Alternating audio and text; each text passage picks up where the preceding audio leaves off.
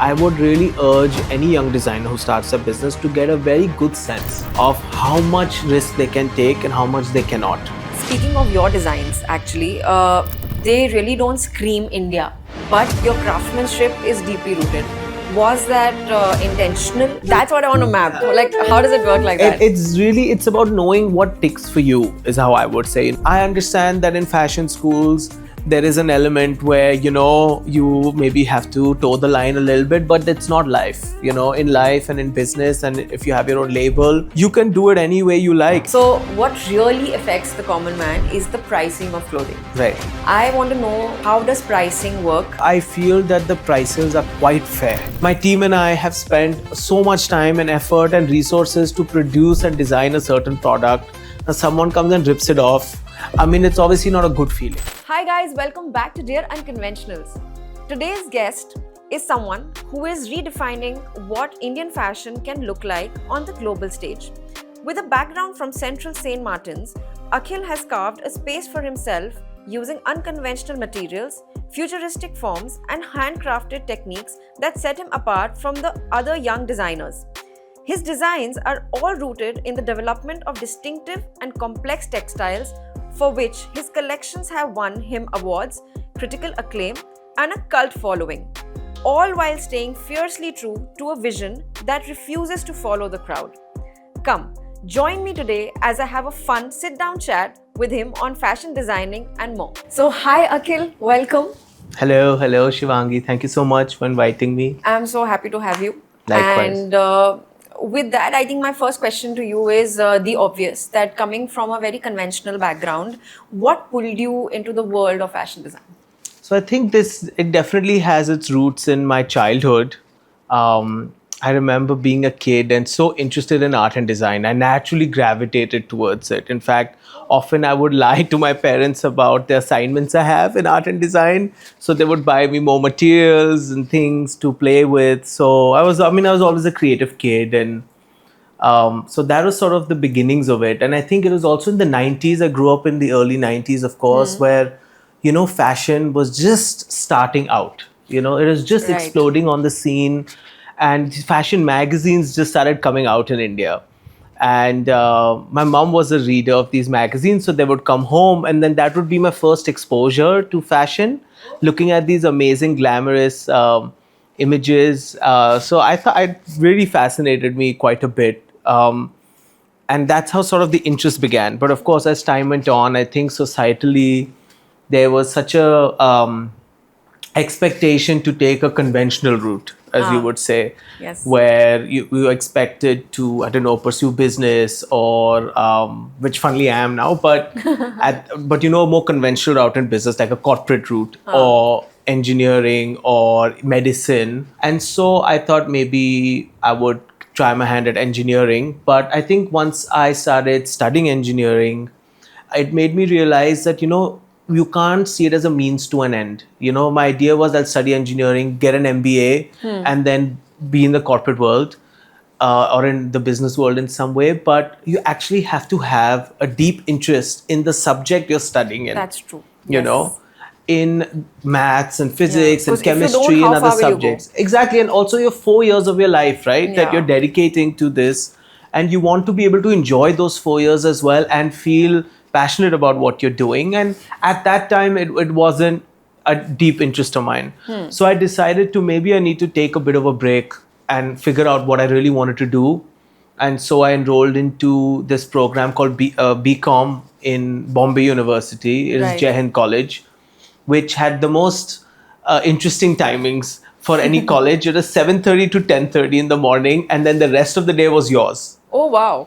So for What a 3 college. years, I had so much time to explore other things and try different courses and really read and reflect. And that's when a lot of questions came to me about questioning some of these, some of our cultural conditioning and how it is, maybe not how some of these paths are not the right paths for me, So that's when those reflections came to be. And that's when I decided to apply to fashion school. And I remember everyone around me, my friends were like, what's wrong with you? And my professors too, they were like, what's gotten into you? But I knew my life. And I think that's the one big takeaway from me, from my story, is that it's important to know yourself, because everyone knows slices of you, Sure. bits of you, but they don't know your complete story quite like Yeah. how you do. So they knew me in these years, a lot of my friends, my professors, and people around me, but they didn't know my childhood. They didn't know my interest in childhood and my teenage. But you have all of that history. Yeah. So I think that's when I decided to kind of pursue my long-time passion, and sort of walk this unconventional path. Right. So the unconventional path. Were your parents supportive? I mean, parents, what I loved about my childhood growing up with my parents, my set of parents, was that they really allowed us to explore. So they were never restrictive. I think that was the greatest gift they gave me. They never got in the way. So they never sort of intervened in a big way to be like, do this or do that. They just let me be. So if I was doing arts and craft and design, they allowed me to do that. They were okay with it. They were, in fact, I would say supportive, because every time I would show them my work, they were so enthusiastic about it. They were like, this is beautiful, or this is great. And I remember... Gives encouragement, right? Yes, it means so much to kids, right? As a child, it means a lot to you. And I remember I was really into stained glass painting as a child, and my dad would keep sending he would keep sending these glass, like even though he was working, like on the way, if he found someone who's selling glass, he would ask his chauffeur to send back those glasses for me to work with and play Wow. with. So they always allowed me to be who I was. So it was that kind of the conventional route I was taking was more a product of the culture than specifically my parents, because my parents just Right. allowed me to be. And even when I had to take this conventional route, it's not that they pressured me into taking it. It was me who was feeling like this is what the world around me expects from me, so that's the route I should take. Right, understood. So then you went ahead and you studied in Central St. Martin's. Right, right. You worked in London. Right. And then you came here and you started your own brand, which Right. is AKHL. Right. I really want to know that what made you think ki, I don't want to do bridal wears, I don't want to do lehengas, I will just do something different.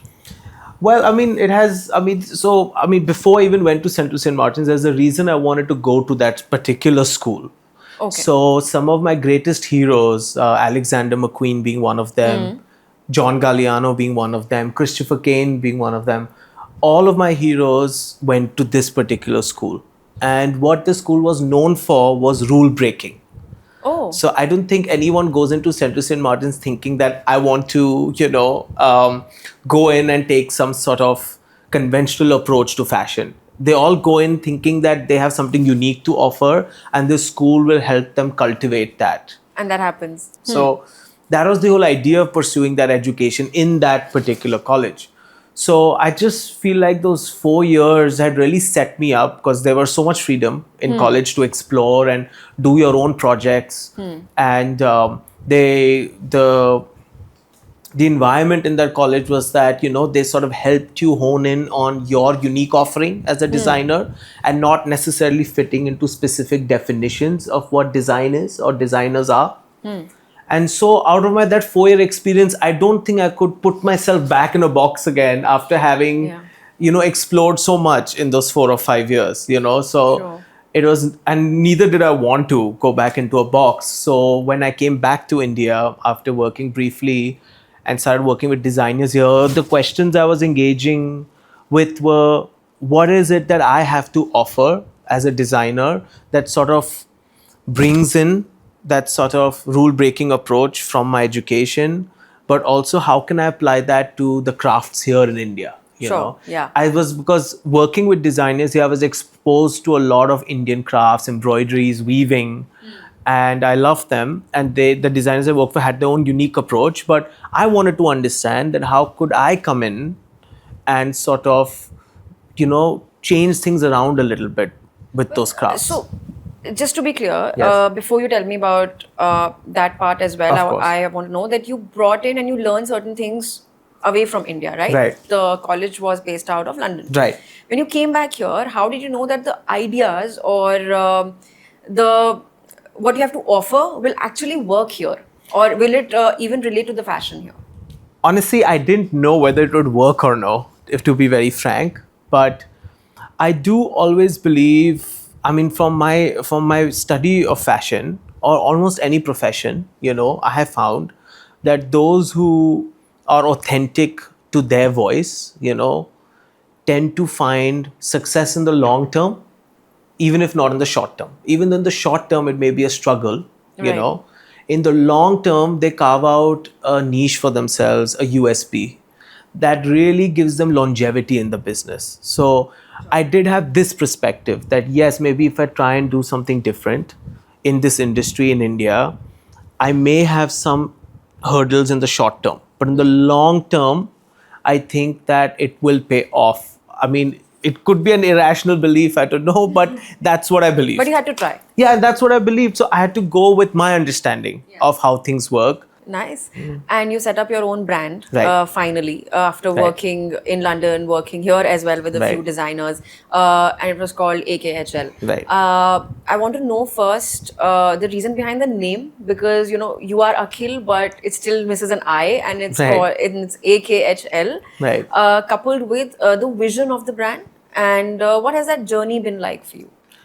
So the idea of the brand name came from the fact that you make some changes to something, you some minor tweaks to any sort of object, and all of a sudden it modernizes it, or adds an edginess to it.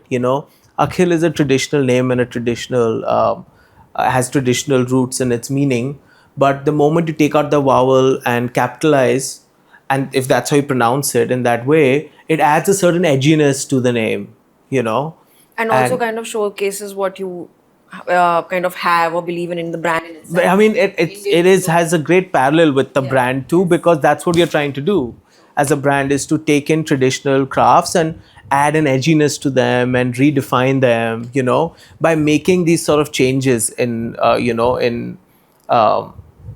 in various aspects of it. So Yeah. that's how it sort of came to be. Yeah, and it just looked good visually. So honestly, I won't lie, that was a factor as well. When I was trying to look at the brand name graphically and I put it on paper and I put AKHIL and I just took out the I just Yeah. for fun. It looked good and it looked modern to me. So that was the part. And That it was a big does. part. I feel like it Yeah. does, but And I'm what's glad the you think so. inspiration behind this brand? So, for us, there's some core tenets of our brand. The most important one being that we really wanted to look at Indian craftsmanship in a new way, in a radically new way.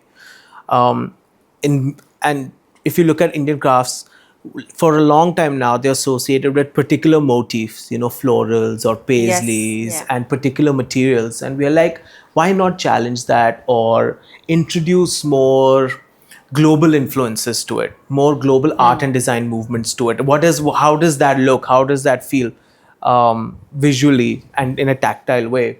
So, for example, our latest collection, we are actually looking at tensile architecture in a big way, And so that interested me, that we take these global art and design movements and infuse it with our traditional crafts, and, like what emerges out of that. That question really fascinated me. And so that's one core tenet. Yeah. The second is also to innovate with materials, mix them up with traditional materials. So we have very traditional materials we use, badla doris, etc. But we mix it up with materials like TPU yarns, Okay. which take color beautifully and have a very modern look. So how can we bring in some material innovation in our craftsmanship as well? But ultimately, our idea is, that Indian handcrafted products, garments, fashion has been long been associated with particular silhouettes, and we wanted to challenge that. I'm like, why can't Indian handcrafted garments or fashion have a sexuality to them? Why can't they have an edginess to them? Yeah. And why can't they be globally appealing? Why can't they appeal to a broader audience than just Indians? Why can't they appeal organically to audiences around the world, whether it's the US or Europe or wherever? It's a way of projecting Indian craftsmanship outward. Right. So these are some of the core tenets of our brand. And finally, when you set it up briefly, how did you get your first break to showcase your designs? Did you go ahead online, or did you apply to a pageant, or what happened? How did you get your first break? Okay, it's out there. Right. So, I mean, the good thing is that the Indian fashion industry has evolved quite a bit in the last 10-15 years. They have great programs here now to launch young designers. And the most prestigious of those programs is Lakme Gen Next, the Lakme Fashion Week Gen Next program. So it's a great program. It has a very transparent application process. You literally just download the presentation online and apply, which is what we did. Oh. And you send in your application, and then if they feel like your work is appealing to them or if it has relevance, then they invite you in, and then you go through an entire process. And then if you come out as a winner through that process, then you get to showcase at Lakme Fashion Week, and they sponsor your first show. Oh. So that, I thought that would be the right path for us to take. It would also be a test that whether what we are creating and what we are making, is it really cutting through? Is it relevant? Is it relevant and cutting through to experts? Because the Gen Next jury are all industry experts, designers with many years experience, mentors, and who have seen so many young designers. So I thought that would be a good test. So I thought if we would win, then that means that we have that it's cutting through what we are trying to say. So that's how it came about. So it was through the Lakme Gen Next program that we debuted actually. So our first ever collection was debuted in 2020 through the Lakme Gen Next. Is it important to kind of play on your strengths when you learn early on that this is where it's going wrong and this is where kind of is your strength? Should the designers kind of work on their strengths more or only try to kind of fix up where they are like weak in that process? And secondly, how important is it to also have a good business mindset other than just having a talent for fashion design? All very important questions. I really believe that this is my 2 cents from my experience of being in business for the last 5 years. I think when it comes to surviving in your first few years of your business, I think one has to put it in perspective. Like, for example, what kind of funding do you have?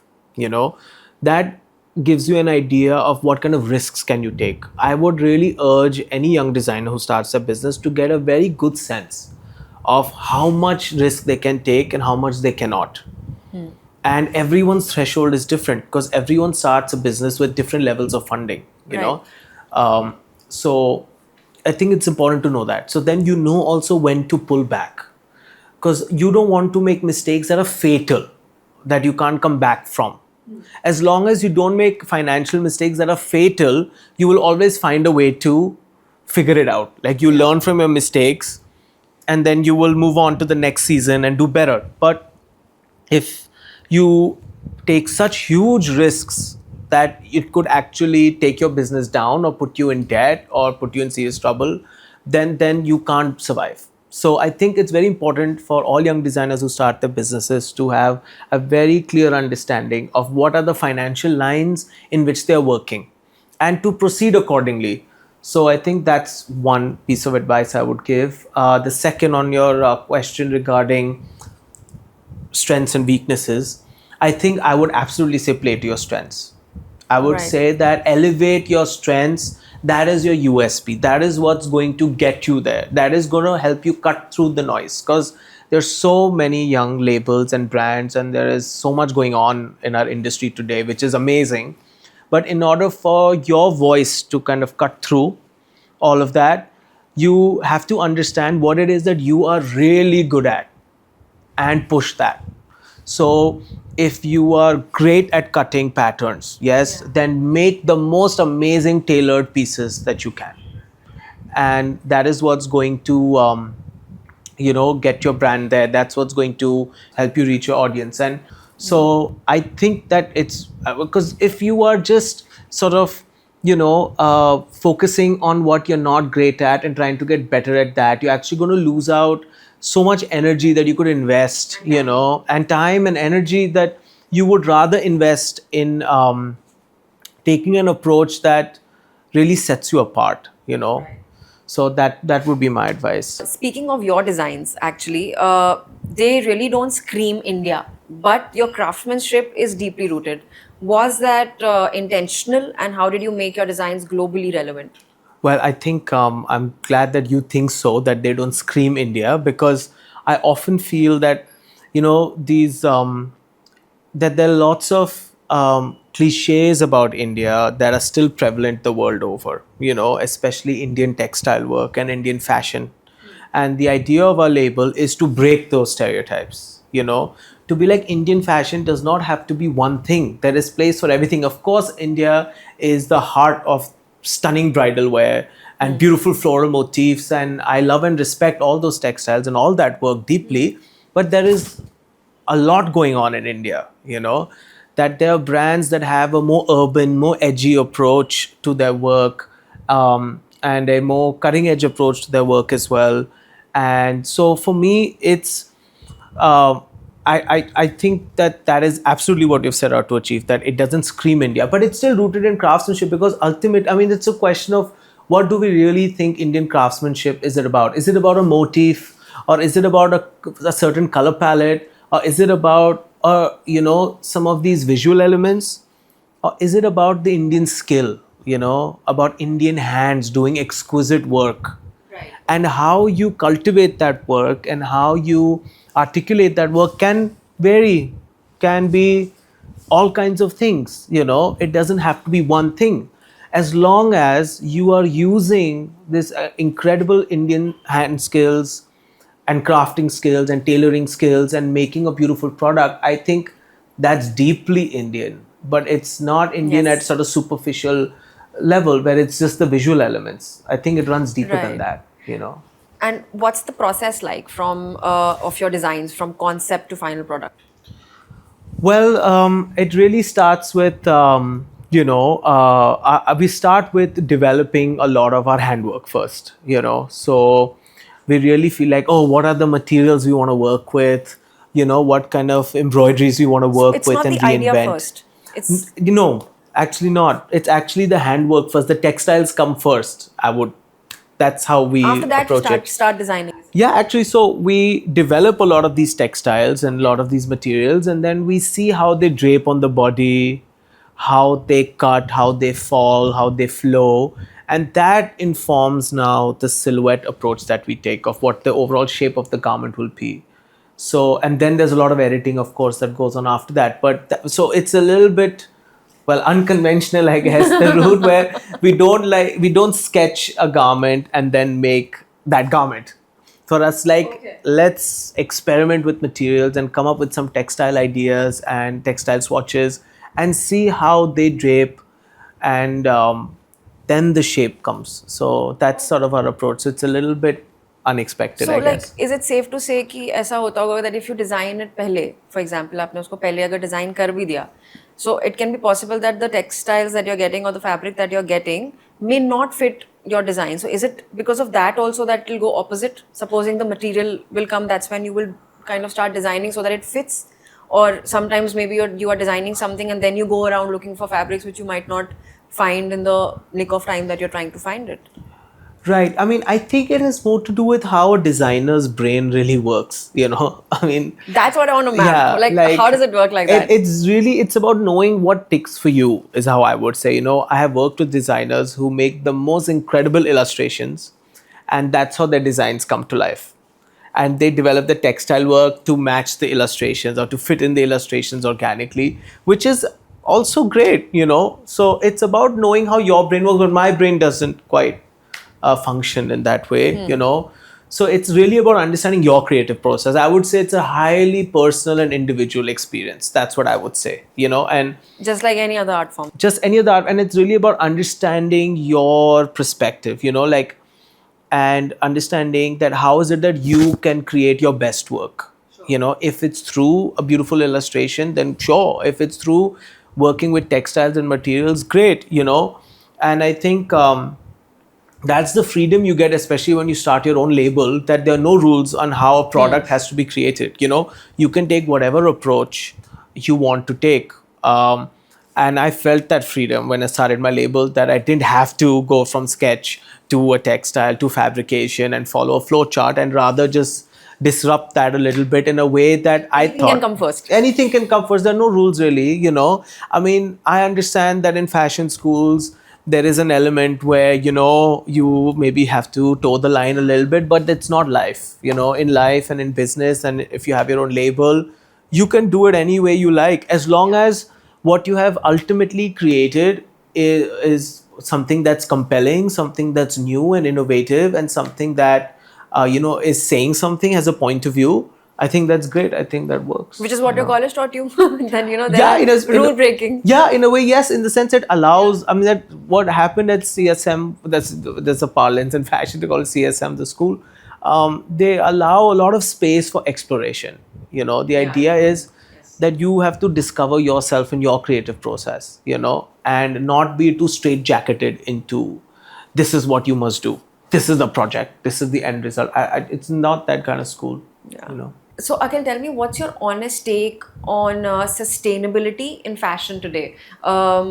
Because your brand is a lot about sustainability, but do you feel that in like today's day and age, people just kind of say it because it's cool to say it, that we kind of save up on so much, it's ecological, etc., or it's a real thing today? I mean, it's an important element. I think it's important for designers to really understand again what's their route to sustainability. So, for us, for example, we are really about using a lot of handcraft in producing every single piece. So there's not a lot of machine work. There is, of course, to stitch the garment, etc. But as much as handwork as we can incorporate, So there's this big element of craft and craft revival and preserving handcrafts, and that's sort of our main idea of sustainability, which is not only environmental but also sustaining crafts and livelihoods of a lot of karigars and a lot of and preserving a lot of these crafts. But so that's our take on sustainability. And along with that, of course, we have all of our materials, fabrics and materials tested. So we work with an international agency actually that have Delhi base to test all our materials to make sure they're environmentally safe.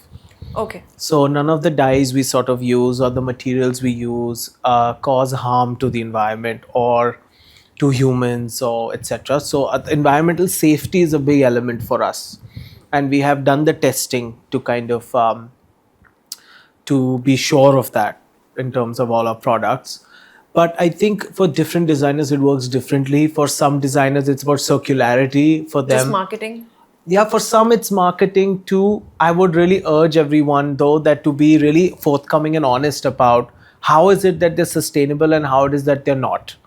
So we can't claim to be, for example, zero waste. We are not zero waste. We do have fabric wastage and we are not using that again to make products. Some brands do that.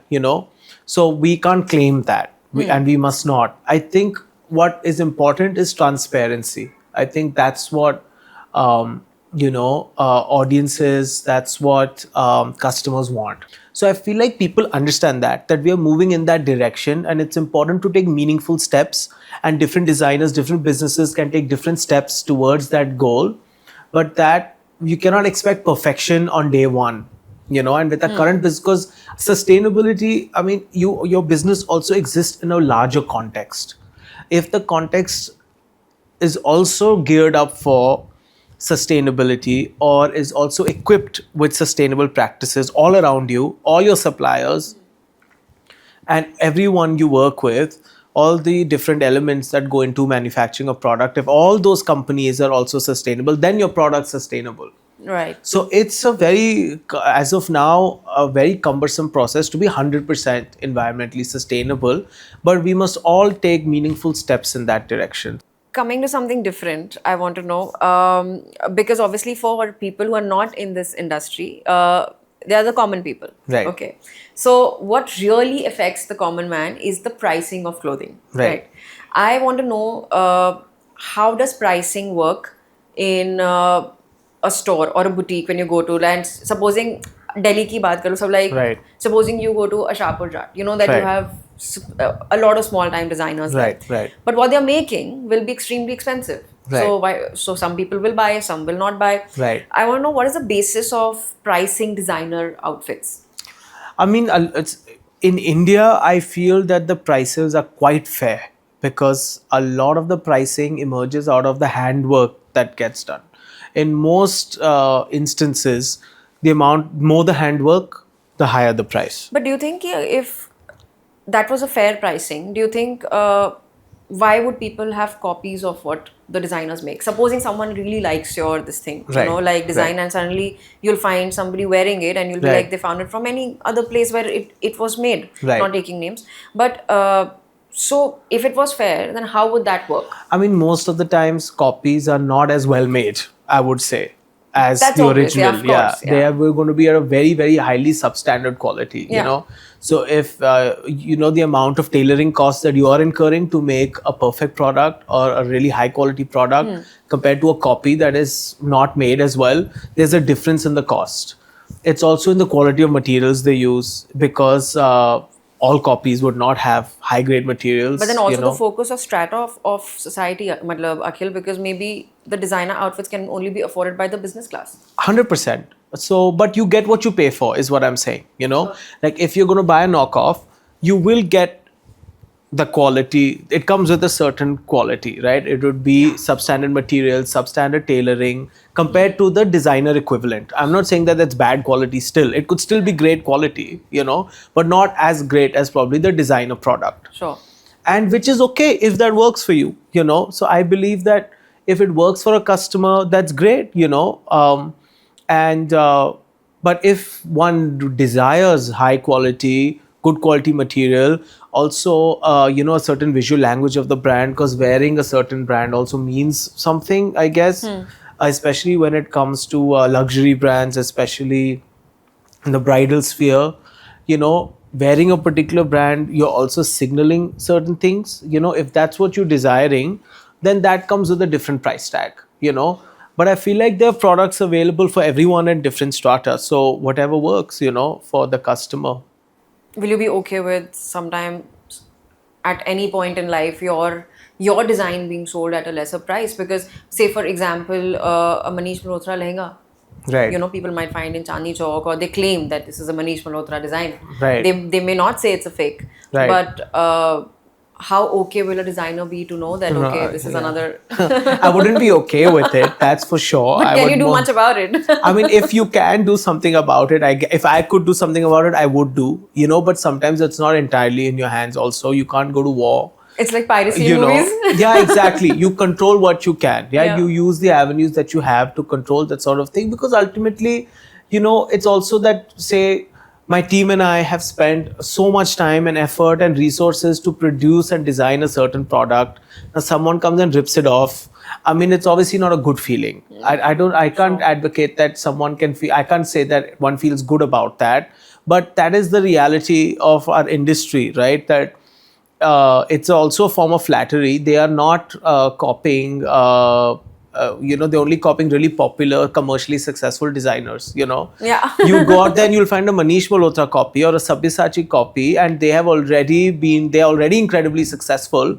So, I mean, to them, it doesn't even hurt that much, And those are the designers that they're copying. So I guess there is a way that these things get balanced out, but I cannot endorse anyone copying anyone's design, of course, but it's a reality that one has to deal with, I want to know, have you been following the Met Gala and Cannes recently? Of course. One can't help but follow. It's everywhere. The coverage is so extensive. I just, so please tell me, on a fun note, I want to know that the Met Gala, Right.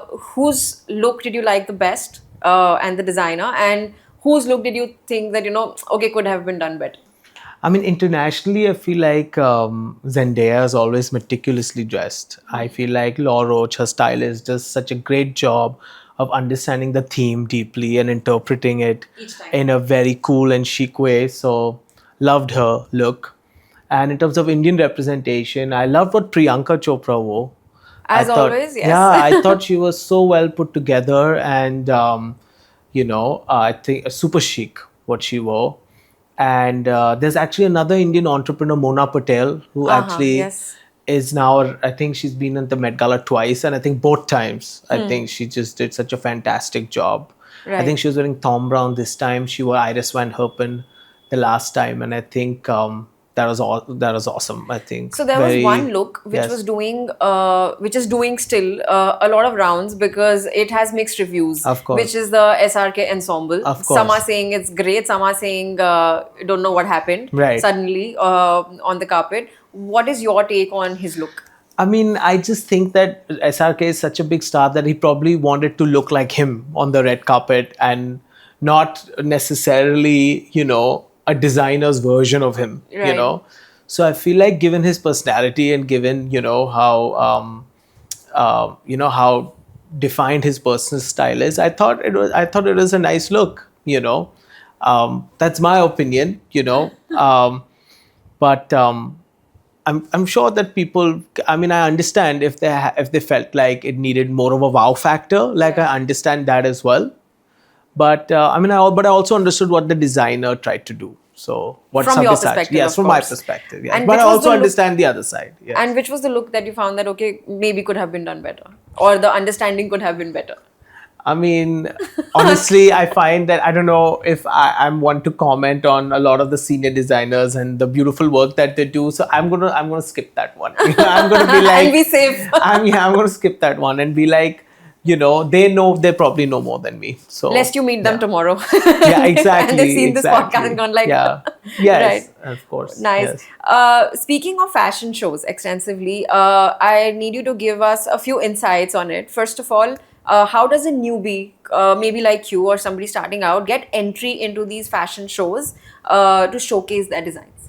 I think, right. Currently, I feel like the Indian Fashion Week system is so democratized. I mean, you can apply, simply go to their website and apply to some of the programs. So whichever program you qualify for, and and you can have a fashion show through that platform. They definitely have a very high threshold in terms of making sure that the designers they select are of a certain quality. So I would say that it's important to really work on your product and on your brand and really apply when you're ready for it.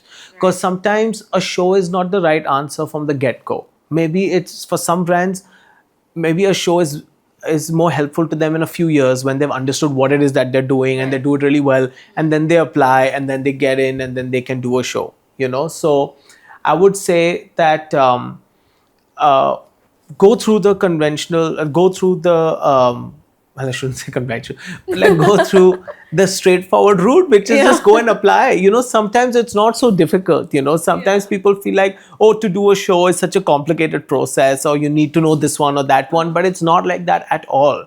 So I would really like to share with young designers that my experience of the Indian fashion industry has been that they are very open to outsiders, to new applicants, to young designers. All you have to do is go and apply, and it is based on your work that because I didn't know anyone in fashion, as I probably shared earlier in our talk, that I don't come from that background at all. I have no connections to the fashion industry. Before I got in, I didn't know anyone in the fashion industry. I got to know people through working.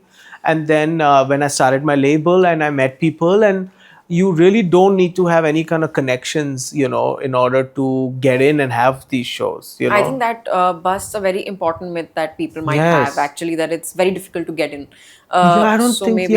Okay. I don't think so at all. But I will say that there is a threshold in terms of the quality of designers they put out, at Fashion Week. I'm sure. Yeah, sure. So but I do believe that if you work hard enough and if you have really something new to say, something interesting to say from your product and brand, and if you apply through that straightforward route, you will most definitely get through. That will help, I guess. Right. Okay, as dumb maybe this question might sound, this has been my doubt all throughout that I must have ever seen fashion shows. Okay, so, when models kind of walk the ramp and you see them, they are like very, very eccentric sometimes. Like showcasing a design. Right.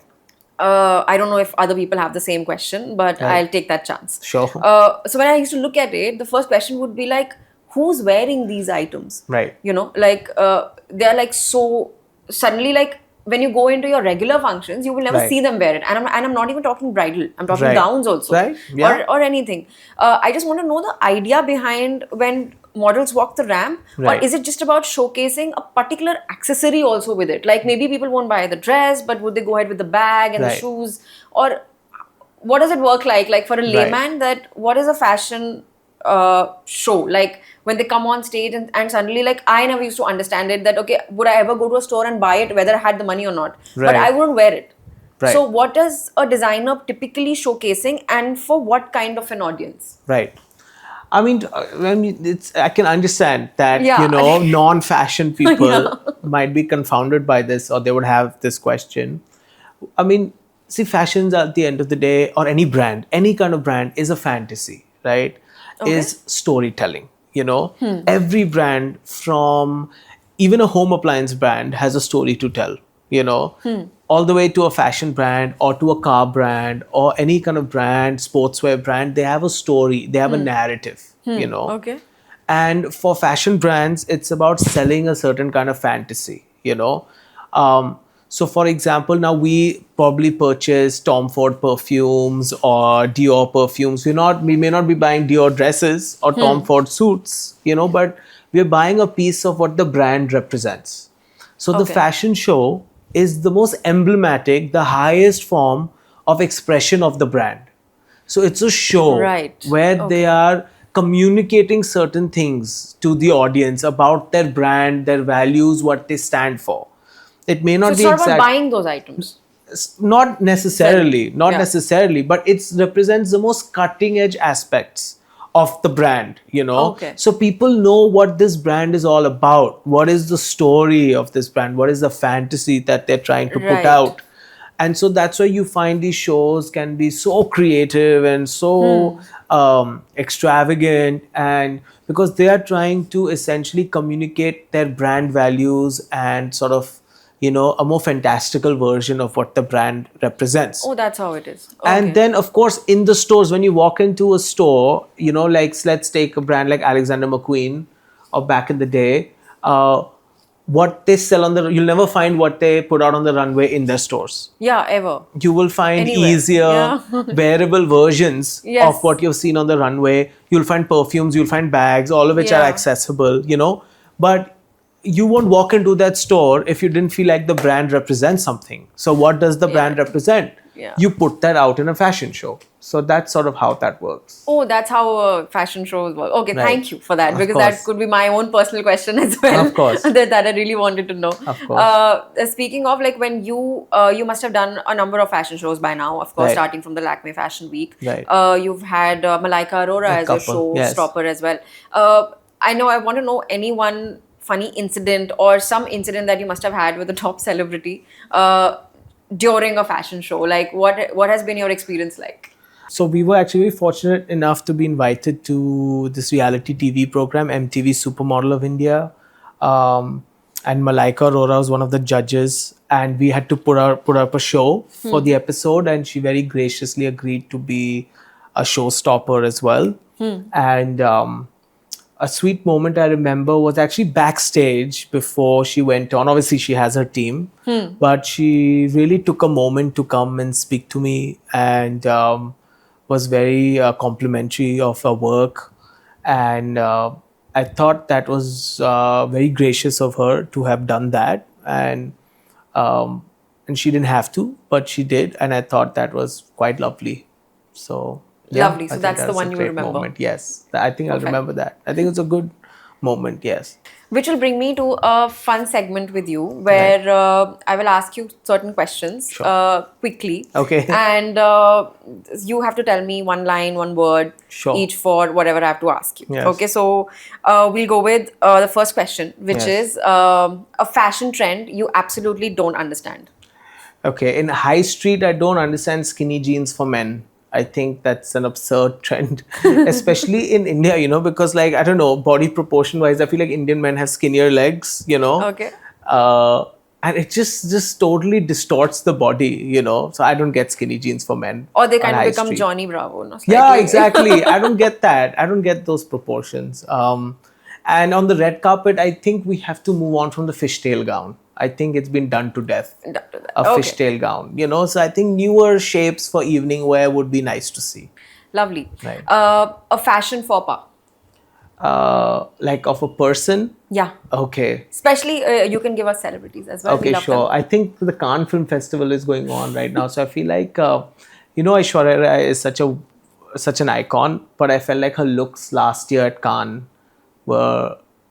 Last year, oh yes, at the time I think she had a fractured hand. The Oh same, yeah, the green gown. yeah, the green gown, the green Yes, gown, okay. perhaps, you know. I mean, not the best choice for her, I would I say. was just not expecting her name. Trust me. Yeah, Anyway, because really? everybody loves her, no? From No, years no, I love her. and I think she's years, such an yeah. icon. I've been a big fan of hers. I I think think this she's year amazing. she's just been Oh, amazingly beautiful. I beautiful. think the latest, I think the last look, the Gaurav Gupta outfit was exquisite. I think she looked so chic, and like how we know and love Aishwarya Rai. You yes. know, like her aura, I think really came through. And yeah, but you know, that happens. I just want to say that, you know, sometimes every designer envisions a certain look for a particular celebrity, and sometimes it doesn't translate the same way, or the reaction is not what people expect, you know. So yeah, of course. you know, So I sometimes completely good, sometimes understand. bad. Yes, Right. exactly. But she has had amazing looks many years, Many including years, this year. yes. So you love I've her. loved her, Love her. like personally, I've loved her Cinderella look a lot. One that blue gown that Yes, once she wore. everyone loves that was look. I think beautiful. that's a universally loved, and she's had amazing looks over the years. So. And a celebrity whose fashion sense you adore. Okay, so I think internationally, I love Zendaya. I named one, and Diane Kruger. I think internationally, I think those two actresses are always so chic and on point. And their stylists do an amazing job as well. And I think in India, currently, I'm actually loving all of Alia Bhatt's looks. I feel like she has, okay. especially I think in Cannes this year, I think she's chosen some very interesting designers to where she wore a Sky Pirelli gown and an Yes. Armani Privé gown, and I think she carried them off beautifully, you know. So I think I quite like her fashion. So coming out of the red carpets, tell me one celebrity or anybody who you think has kind of is always the best dressed, and somebody who's actually worst dressed. That's to say, least. Okay, like an Indian celebrity. Both are okay with me, but you have to give one each. So Okay. not just worst, like we'd say that somebody's fashion sense you don't understand. Chalo. Yes. Let's not say it's worst. That'll be unfair because to each their own, as you've said also that Of fashion course. should not be judged. Of course. But Not harshly, something that yes. let's not be harsh and be like. Yeah. So first thing would be that somebody who you think is always best dressed and Yeah. cannot go wrong. Yeah. Male actor, female actor, Yeah. both is like actor and female Sure. actor is okay, and one that you think that okay.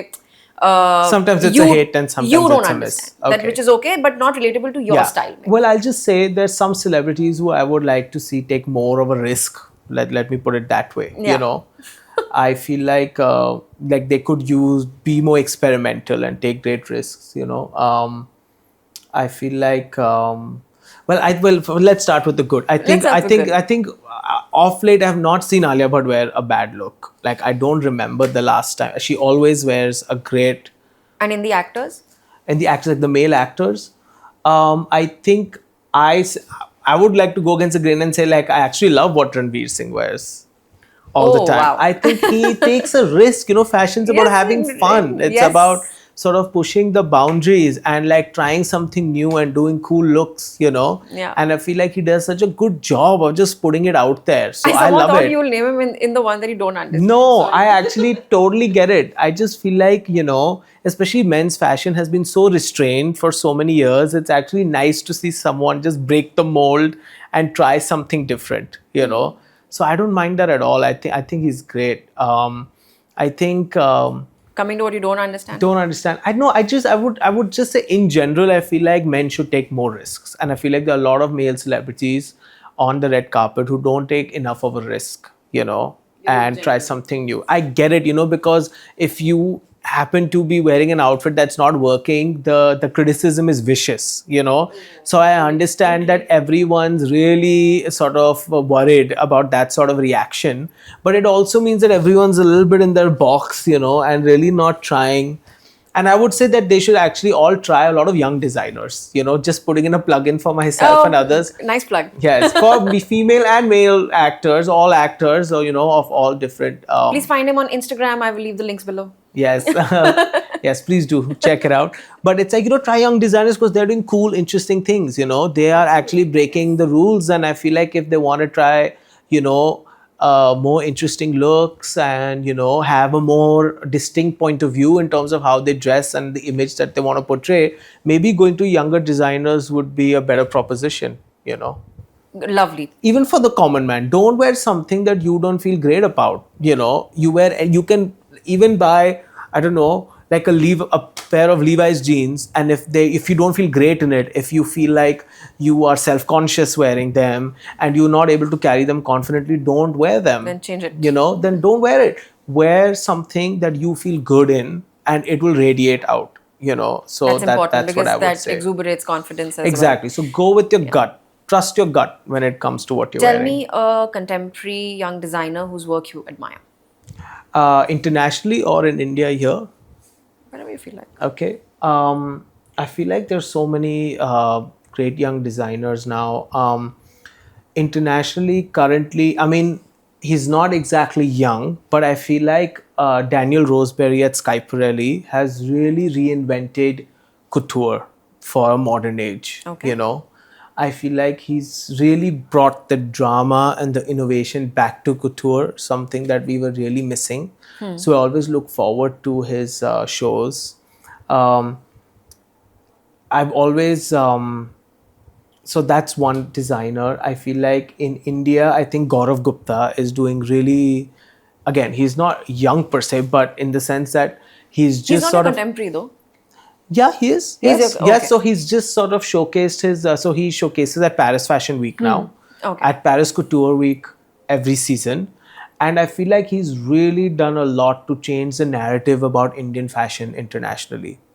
So those He's two. sort of, he's changed this. He's starting to really bring about a change in terms of how people see Indian hand craftsmanship. He's really modernized it, and I feel like opened a lot of doors for designers such as myself as a result. Lovely. So you look yeah. up to him. Yeah, I do actually. And yeah. okay. Now Zendaya, I would love to see her in And one here? of her outfits. I feel like she'll carry it off beautifully. Here in India, well, here they have the amazing actresses too, and people who I'd like to see. And let's go with your AKHL. favorite, Alia Bhatt. For Yeah, now? I would love to. Or Yeah, Aishwarya. that would be great. Yeah, why not? Absolutely. I mean, any one of them. Honestly, all of them are amazing. This Deepika Padukone is fantastic. Alia Bhatt is amazing. There's so many beautiful actresses, who have a great sense of style, and I'd love for AKHL to be sort of part of what they wear. Is fashion design, Akil, more about raw talent or having a little bit of education helps? I think for me it was important. There are many designers who have made it without education, but see, experience or education can come in different forms. You can go to a fashion school and that's your I education. mean fashion school. Like what is Okay. that one quality that someone should have to enter a fashion school? You might be designing sitting at home, but Right. what is that one quality you should have or to enter that fashion school, or should they opt for it, or should they kind of, or a bit Right. of both, whatever?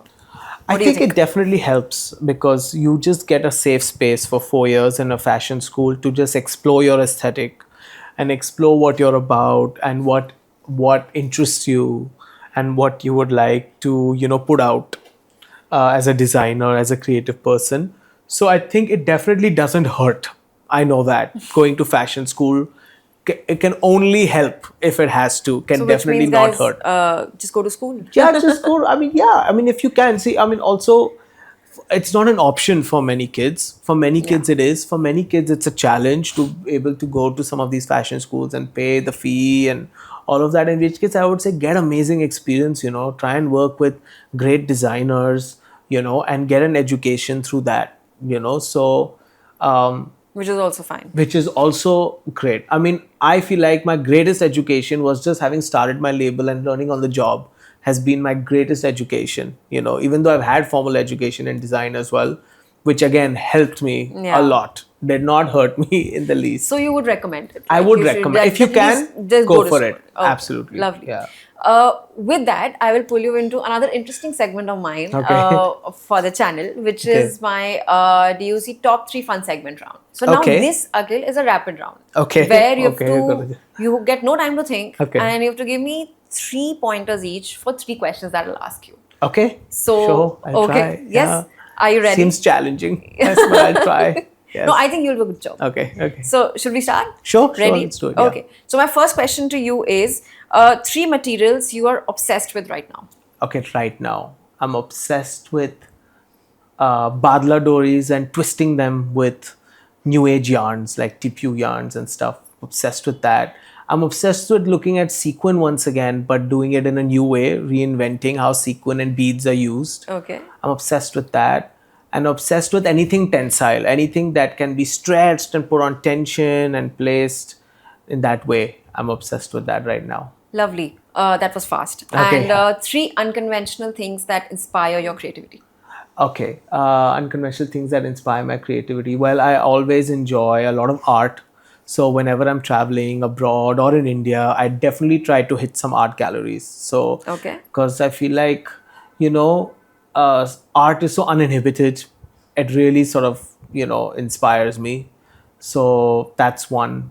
Two, any kind of interesting architecture inspires me as well. Okay. So whenever I see an unconventional building or an unconventional, sculpture, it definitely evokes my interest, Okay. and sort of inspires my work, and Third? another unconventional thing that inspires me, I would say two.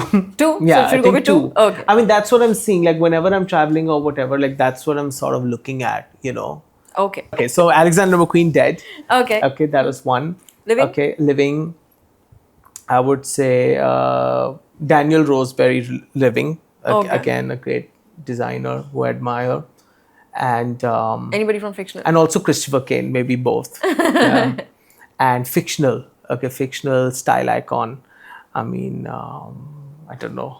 Anyone from India? Yeah, of course. I think Rekha's characters. You in like the film. way she was dressed. and I all loved it. I think movies. as a kid, I was obsessed with Khoon Bhari Maang and how bold and strong and modern she was, like her second avatar, of course, in the film. Loved Yes. it. Loved it. I Oh, thought lovely. she's a You've fashion given icon. me Yeah. 3 great names. Yeah. And oh, God. This thank is tougher you. than I imagined. Thank you. It's Well harder done. than it looked. Well done. Thank you. So, what's next in store for AKHL? Well, for us, it's really sort of expanding our presence internationally. That's sort of definitely on the cards for us. So we are looking at, hoping to do some presentations internationally, hoping to do more runway shows both in India and abroad. So we are really working towards that right now, more runway presentations, because the last few years we were quite focused on building the business. Okay. And so now it's time to really put a product out there in a more sort of focused and concerted way. So I think that's what we'll be focusing on the next couple of years. And we'd be looking forward to. You'd be sure to be on the front row. Yes, thank you.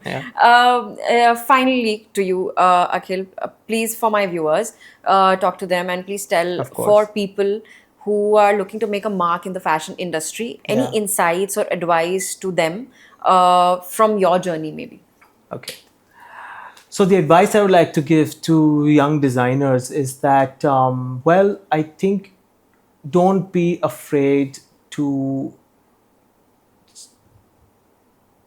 be your authentic self, and most definitely don't be deterred by wanting to fit in. I think this whole idea of wanting to fit in is a real killer. I think it's a talent killer. I think it's a superpower. You may not realize it now. Your style of work, your approach, you may not fit in fashion school properly or in your work properly, because of your unique approach, but it is such a superpower when you do your own thing, So I would say if you want to start your label, and start your business, it's really important to cultivate that and not to let go of it, even though you may face challenges at various stages.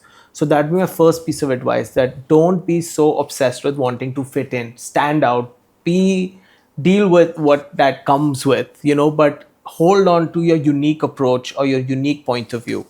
So that would be first. Two, I would say, really do your research.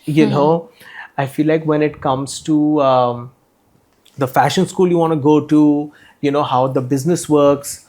There is no substitute for doing as much research as you can, and being very well aware, or as aware as you can be when you enter into any kind of new sphere.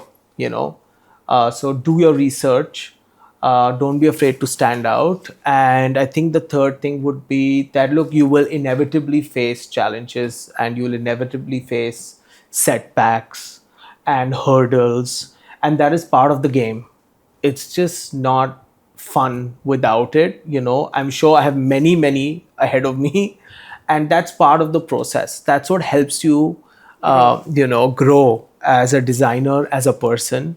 So don't walk into any of this thinking that you will not have difficulties. You will. That is part of the process. So just accept it, and do your best. Work it out as much as you can. So those would be some of Wow. my I think, Akhil, that's some of my advice. lovely advice. Thank Actually, you. I think a lot of people should know that while they want to enter the industry.